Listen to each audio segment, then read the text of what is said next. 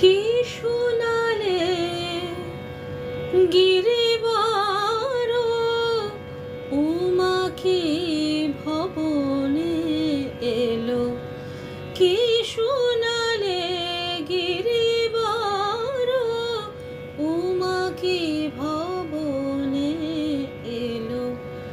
ভবেরি ভবানী আমার, ভবেরি ভবানী আমার, ভবেরি ভবানী আমার ভুবন। নমস্কার বন্ধুরা, কেমন আছেন সবাই? গল্প যেখানে সত্যি চ্যানেলের আরেকটি নতুন গল্পে আপনাদের সকলকে আবারও স্বাগত জানাই। ঝাড়গ্রাম শহর থেকে 14 কিলোমিটার দূরে গভীর জঙ্গল, তার মধ্যেই ঝলমল করে সবুজে ঘেরা কনক দুর্গা মন্দির। পাশ দিয়ে বয়ে চলেছে ডুলুং নদী। স্থানীয় ইতিহাস ঘেঁটে জানা যায় এই জনপদটির আগের নাম ছিল তিহার দ্বীপগড়, পরে নাম হয় চিল্কিগড়।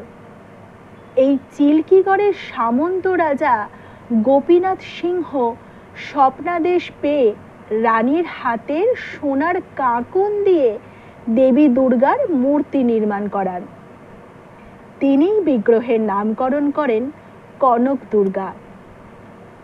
ওড়িশা থেকে আগত ব্রাহ্মণ রামচন্দ্র ষড়ঙ্গীর বংশধরেরা এই রাজ পরিবারের কুলপুরোহিত।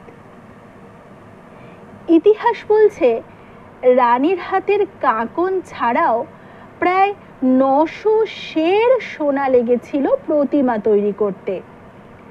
স্থানীয়দের কথায় সেই মূর্তি নাকি আগেই চুরি হয়ে গিয়েছে, এমনকি তার পরে নির্মিত মূর্তিও চুরি গিয়েছে বেশ কয়েকবার।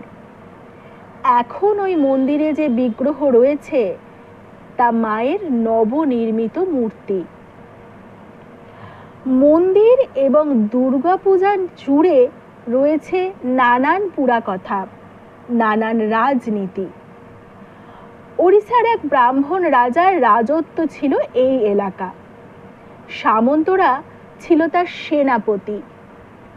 রাজার কোনো সন্তান ছিল না, তাই মৃত্যুর পর রাজার সমস্ত রাজত্ব যায় সামন্তদের দখলে।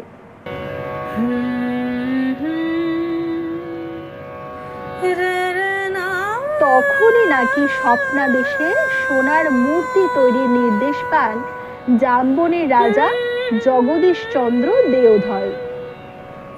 ব্রাহ্মণ রাজার আধিপত্য কমাতেই হয়তো সামন্ত রাজার এই রাজনীতি বা কূটনীতি। দেবী এখানে অশ্বারোহিণী চতুর্ভুজা। অষ্টধাতুর এই মূর্তিতেই হয় দুর্গা পুজো। প্রাচীন রীতি মেনে পুজো হয়ে আসছে প্রায় 450 বছরেরও বেশি সময় ধরে। কুলপুরোহিতের কথায় চিল্কিগড় রাজবাড়ির প্রাচীন প্রথা মেনে ষষ্ঠীর দিন সকালে রাজবাড়ি থেকে শোভাযাত্রা সহকারে রাজবংশের প্রতিনিধি রাজপরিবারের খড়গ এবং পূর্ণ ঘট মন্দিরে নিয়ে আসেন। পুজোর কদিন মন্দিরেই রাখা হয় খড়গটিকে। রাজদণ্ডের প্রতীক হিসাবে মানা হয় এই খড়গ। দুর্গাষ্টমীতে হয় পাঁঠা বলি। তা ঘিরে আছে এক আশ্চর্য লোকবিশ্বাস। কথিত আছে এই বলির মাংস নাকি ভোগ হিসাবে রাঁধেন স্বয়ং মা দুর্গা। সেই ভোগ বিরাম ভোগ নামে জনপ্রিয় গোটা ঝাড়গ্রামে। অতীতে নবমীতে হতো নরবলি। সেই প্রথা উঠে গিয়েছে পাল্টানোর সময়ের হাত ধরে। এখন সেদিন হয় মোষ বলি। নিত্য ভোগের সঙ্গে মা কনক দুর্গাকে দেওয়া হয় অন্নভোগ। যে ভোগে থাকে হাঁসের ডিম ও মাছ। এখানে পেঁয়াজ, রসুন, মসুর ডালকে আমিষ হিসাবে ধরা হয়। বিজয়া দশমীর দিন মাকে নিবেদন করা হয় পান্তা ভাত, শাক ভাজা ও মাছ পোড়া। এই দিন ঘট বিসর্জনের পরে পালিত হয় পাটাবিধা বা রাবণ বধ নামের একটি প্রাচীন রেওয়াজ। একটি কলা গাছকে মাটিতে পুঁতে রেখে বেশ দূর থেকে তীরন্দাজেরা তাতে তীর ছোড়েন। কলা গাছটিকে আগে যিনি বিঁধতে সক্ষম হন তিনিই পান পুরস্কার। এহেন কনক দুর্গা মন্দিরে এখন লেগেছে অভিনবত্বের ছোঁয়া, চলছে আধুনিক সংস্কার।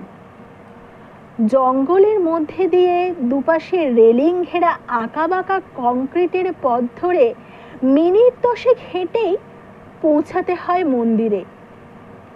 পথে বাঁদরের উৎপাত থেকে রক্ষা পেতে হাতে লাঠি রাখেন অনেকেই। এই জঙ্গলে রয়েছে একাধিক বিরল প্রজাতির গাছ।